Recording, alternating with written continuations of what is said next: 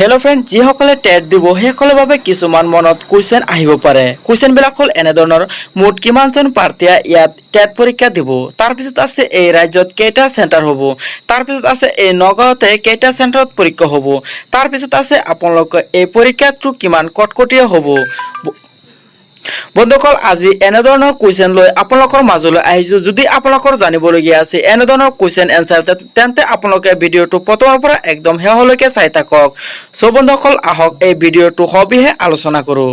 আৰম্ভ কৰাৰ আগতে আপুনি যদি এই নকান ডিজিটেল চেনেল ছাবস্ক্ৰাইব কৰা নাই, অনুগ্ৰহ কৰি এই চেনেলখন ছাবস্ক্ৰাইব কৰি লওক আৰু সকলোতকৈ আগত ভিডিঅ' চাবৰ বাবে বেল আইকনটো বজাই দিয়ক আৰু ভিডিঅ'টো ভাল পালে কৰি দিয়ক এটা লাইক। বন্ধুসকল, পলম নকৰি আহক আজিৰ এই ভিডিঅ'টো আৰম্ভ কৰোঁ।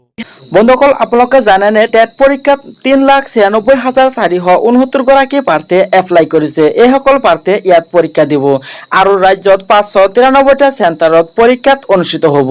তাৰ পিছত ইয়াত আছে নিম্ন প্ৰাথমিক অৰ্থাৎ যিটো LP বুলি কোৱা হয়, LPত এপ্লাই কৰা কেণ্ডিডেট হ'ল 2,30,430 গৰাকী প্ৰাৰ্থী আৰু আনহাতে এইটো আছে UP অৰ্থাৎ উচ্চতম মাধ্যমিক, সেইটো হ'ল 1,66,049 গৰাকী প্ৰাৰ্থীয়ে ইয়াত আবেদন কৰিছিলে। ইয়াতে আছে আপোনালোকক নগাঁও জিলাতে 38টা চেণ্টাৰত পৰীক্ষা কেন্দ্ৰত লোৱা হ'ব।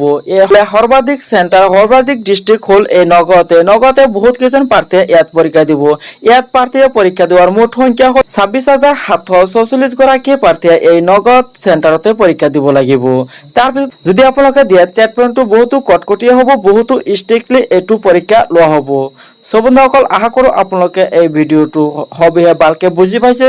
যদি কিবা কনফিউজন থাকে কমেণ্টত জনাবলৈ নাপাহৰিব। চ' ভিডিঅ'টো ভাল পালে বেছিকৈ শ্বেয়াৰ কৰি দিব।